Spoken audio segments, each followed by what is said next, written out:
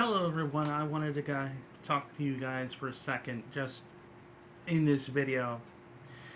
And I wanted to talk a little bit about my experience on 6 years on YouTube. And I've tried multiple times to try to understand what's going on and try to make theories and do things about YouTube and to make videos on the topic.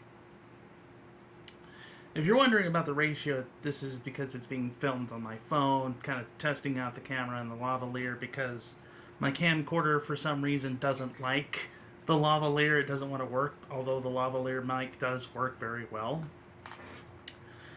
But the thing is that I'm kind of discovering as a content creator is that the reason why so many content creators make video after video talking about how much they hate YouTube and how there's so many theories about YouTube and all this stuff is because YouTube itself makes no sense. The platform literally makes no sense. Nothing they do makes sense. YouTube is like a sporadic Cthulhian weirdness. Hell, you could get more sense out of a Cthulhian run circus than YouTube. YouTube is weird. You have some content creators claiming that they're going after conservative viewpoints. Others on the other end are saying they're being gone after. It makes no sense. It doesn't. YouTube, just to go back through history, let's talk about Susan Wojcicki when she was in charge. Susan didn't even really try to defend YouTube from its detractors and from other media outlets. During the PewDiePie debacle, when he said the gamer word and had a bunch of other stuff taken out of context, when it came out that all of that was nonsense, YouTube itself, even when Felix allowed it to go through, even when PewDiePie did nothing, YouTube itself should have sued the Washington Post, the New York Times, and all these other outlets. Because they didn't just go after PewDiePie. They went after YouTube as a company. And those actions cost YouTube millions of dollars of advertiser revenue. The YouTube legal team should have been on their ass so quickly that it's not a joke. This would have helped, at the very least, help try to prevent some of the other hit pieces that came out. The money from the lawsuits would have tried to help and stem the bleeding from the loss of ad revenue in and of itself. Then you have the issue where YouTube, even after seeing that ad revenue wasn't a viable source of income, or that it wasn't something that could continue to be just a viable source of income. It was either too slow to actually move on to something else, or that their efforts were basically, at best, lackluster. YouTube did try to create YouTube Premium, but once YouTube Red left and was no longer available, what's the point in getting Premium? An ad-free experience on YouTube? That's it? Yeah, sure, you can make your playlists on YouTube Music. I grant you that, but really? That's it? Meanwhile, content creators, seeing that ad revenue wasn't stable, went and tried to get sponsors. They started getting people to help sponsor their videos. They started doing ad reads on their videos to make money, which made sense. YouTubers would also create merchandise to try and help build income. It seems where YouTube itself made very little effort to actually protect its own company, to make an income, to make a profit, the YouTubers snapped to and did their best immediately, which seemed to irk the ire of Susan and her cohorts, which makes no sense. Now, I get it to some extent. Maybe it's because, they wouldn't use Google Ads then because they could just go to the YouTubers. Okay, cool. Well, instead of going after YouTubers and going after sponsorships, hi kitty, Hi, Moon Pie. Everyone say hi to Moon Pie. You. Mwah. Moon Pie decided he wanted to say hi. Hello, bud. Kitty.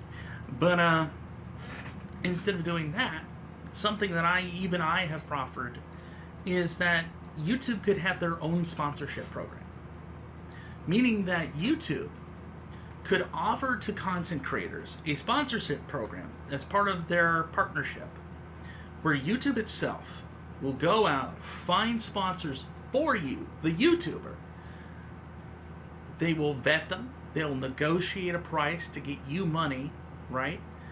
For a 10 to 20% fee, right? Now, they wouldn't even have to negate or get rid of people's ability to get sponsors from out of the program. Hell, that would be a great means to market it too, especially with things like established title coming out being a scam, because then YouTube could literally go, look, see, if you use our programs, you won't be as likely to get scammed. So that would be a selling point. YouTube could make a lot of money from that. Google would make money from that because Google owns YouTube, so they would be more than happy to do it. And let's say YouTube has about 250 million channels with over 200,000 plus subscribers. All they'd have to do is get $1,000 a channel per video, right? They could make 250 billions just from one channel, from one video, basically, on each of those channels. Just one video. Most of these channels, a good chunk of them actually put about 3 videos a day. So now you're looking at almost $750 billion that YouTube could have been making. They left that on the table.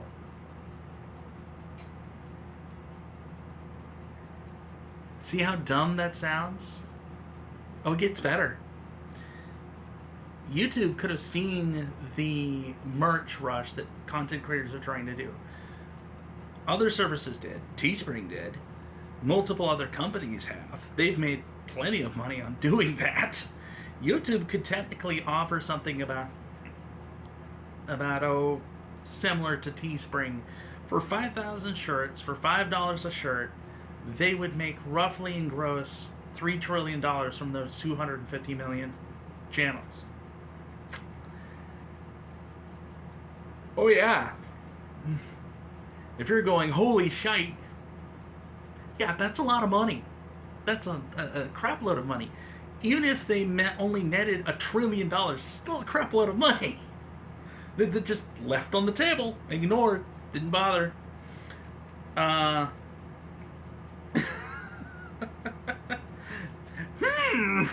Makes you wonder a little bit, huh? All of that they could have made.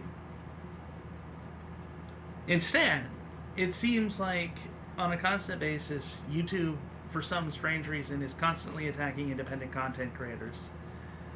There's no logic and sense of anything that they do, of how they enforce the rules, for one, how they enforce monetization rules.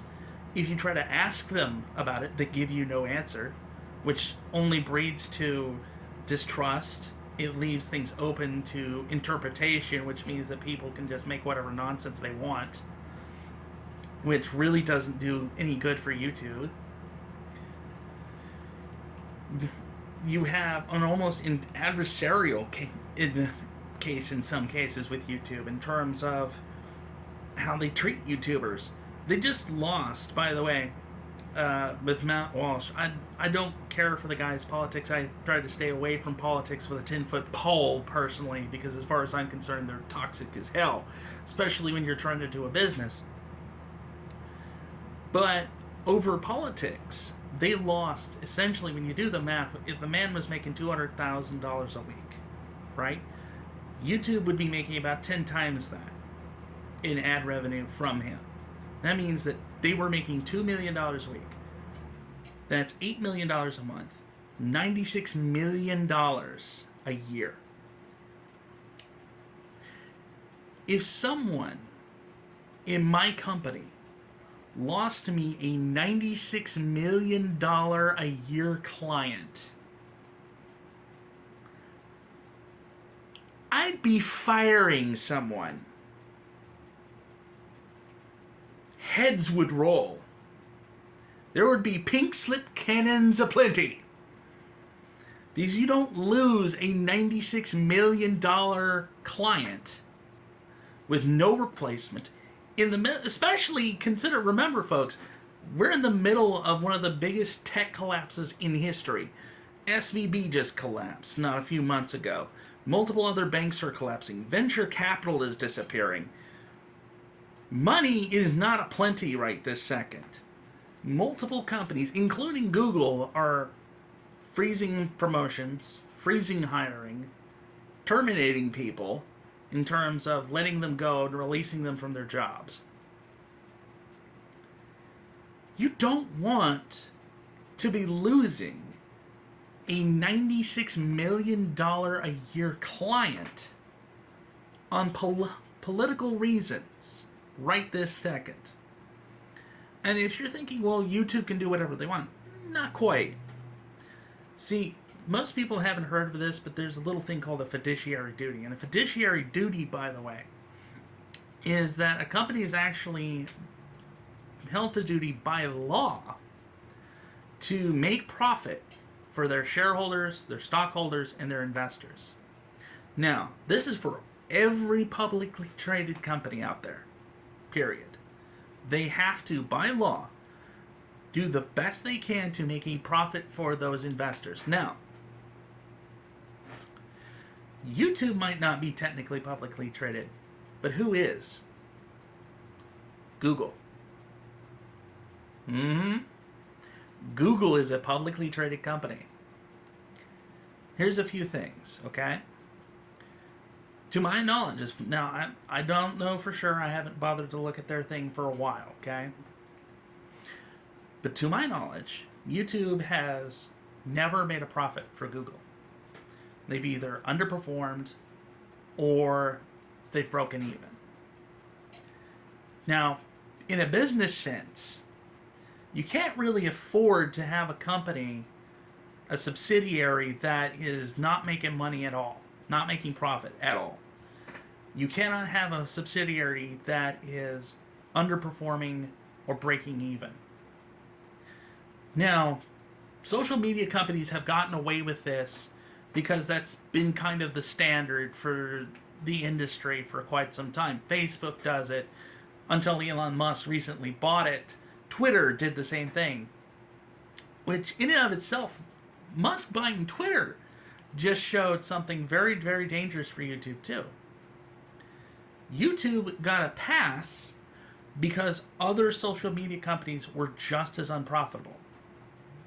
Now that Musk, through purely firing 80% of the staff, has turned Twitter into a profitable company, that stuff's not going to be tolerated anymore. At the end of the day, the company has to make money. Remember, there is a fiduciary duty to their stockholders, to their shareholders, and to the investors. There's no choice in that regard. That is by law. If the stockholders, shareholders, and investors feel that they aren't getting their due or that the company is not functioning and fulfilling their fiduciary duty, they can actually not only sue, but if enough of them get together, they can remove the CEO from their position. Yeah, even CEOs are technically employees to the stock shareholders, investors. So if the investors and all that feel that they're not doing their job, they can actually all gang together and vote out the board, vote out the CEO, and just basically fire everybody. Now, is that likely? Not really. It very rarely happens. It rarely happens. It can happen, but it rarely does. Because in order for something like that to happen, you really gotta mess up.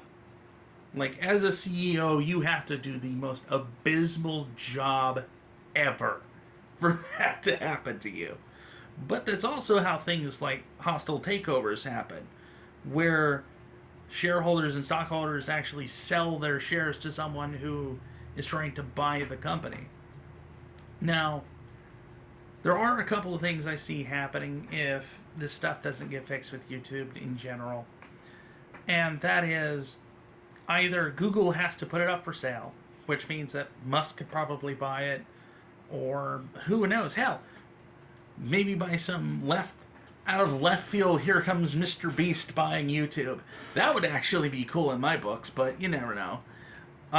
Or the entire executive staff gets fired and replaced. We've already seen Susan practically get fired and replaced. I'm sorry, you don't tell me, oh, she's stepping down to engage in other projects. Yet normally when a company says that, and that's actually what's going on, they usually have a list of the projects. If they don't, that means she was given the choice of step down and leave quietly, or we fire you in public. And list all of the reasons why in the newspaper. That's usually how that works. So, oops is a little bit of a thing there. Content creators, independent content creators, just in general, like I said, have just been getting swamped, attacked. You don't even, hell, even the examples where I was talking about politics, you don't even have to be a political channel. You can make cat videos, and YouTube will come after you. For whatever stupid reason. You could be the most kid-friendly, family-friendly channel in the world, and YouTube will still come after you. You can be Markiplier and Jacksepticeye levels of wholesome, and YouTube still comes for you for some stupid reason. You can be just a small channel like mine and just trying to struggle to get noticed and trying to find your footing, and it feels literally like YouTube is just trying to strangle you with every bit of their might. I've seen subscribers disappearing. I've seen video metrics being altered by YouTube, and yes, that's pretty much what's happening. When I have a video that gets 200, 300 likes from shorts, because that's the only videos that get seen, period, on my channel, and that is another thing where YouTube gets constantly caught lying. Like, I'm sorry, but there's no other way you can describe that when you say in no short order, oh, we don't choose or discriminate versus the types of content, and then you're a 6-year veteran like me going, oh, yes, you do. Because when I have reaction videos at this point that now have 4,000 or 5,000 views on them from 4 or 6 years ago, and I have gaming videos of the same time that only have like 1, and these are popular games that lots of people play and a lot of people know about, oh yeah, there's definite discrimination there. There's definite discrimination when I make figure reviews that somehow get 40, 50, 100 views in no time. There's discrimination when I make shorts that make thousands of views instantly in a single day.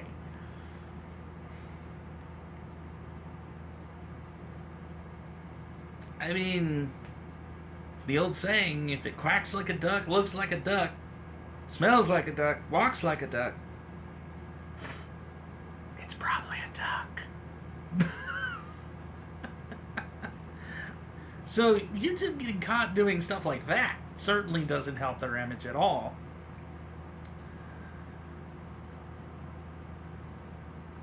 It's rough in general, just for everyone, and it makes no sense.